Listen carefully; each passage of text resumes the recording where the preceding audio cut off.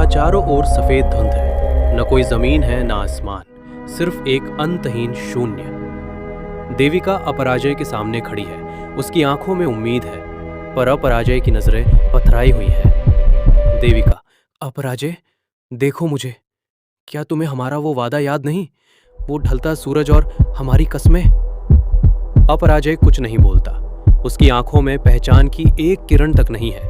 उसकी आंखों से सिर्फ आंसू बह रहे हैं और सन्नाटे में उसकी तेज धड़कनें सुनाई दे रही हैं। अचानक अंतरिक्ष में एक दरार पड़ती है, शून्य फटता है और उसमें से अपराजय का ही एक सफेद प्रतिबिंब बाहर निकलता है।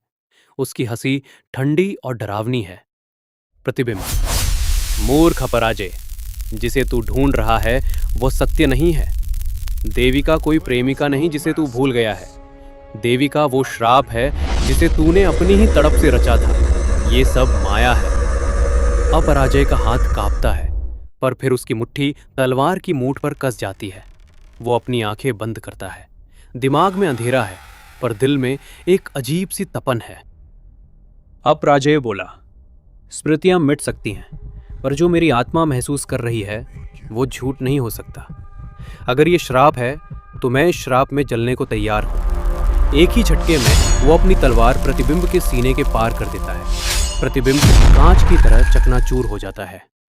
अपराजय दहाड़ता है, अगर ये लोक सत्य के बीच में आएगा तो मैं इस अनंत लोक की हर शक्ति को भस्म कर दूंगा।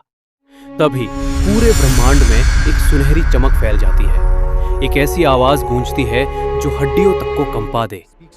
रुको! समय ठहर जाता है। हवा में तैरते धूल के कण रुक जाते हैं। महान स्वरा: अपराजय, ये अंतिम परीक्षा थी। हम ये देखना चाहते थे कि क्या तुम्हारा प्रेम मस्तिष्क की तक सीमित है या वो आत्मा की गहराइयों में जड़ें जमा चुका है। तुमने अपनी आत्मा से प्रेम किया है, सिर्फ यादों या तस्वीरों से नहीं।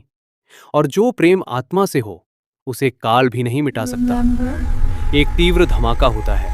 सफेद रोशनी सब कुछ ढक लेती है। अचानक बंद बांध के टूटने की तरह यादें वापस आती हैं। देविका की खिलखिलाहट, उनका साथ बिताया पहला सावन, युद्ध भूमि में देविका का उसका नाम पुकारना, और वे अनगिनत बातें। जब रोशनी छटती है, अपराजय की आंखों में पहचान लौट आई है। वो देविका की ओर बढ़ता है। अब वो अजनबी नहीं, उसका सर्वस्व है।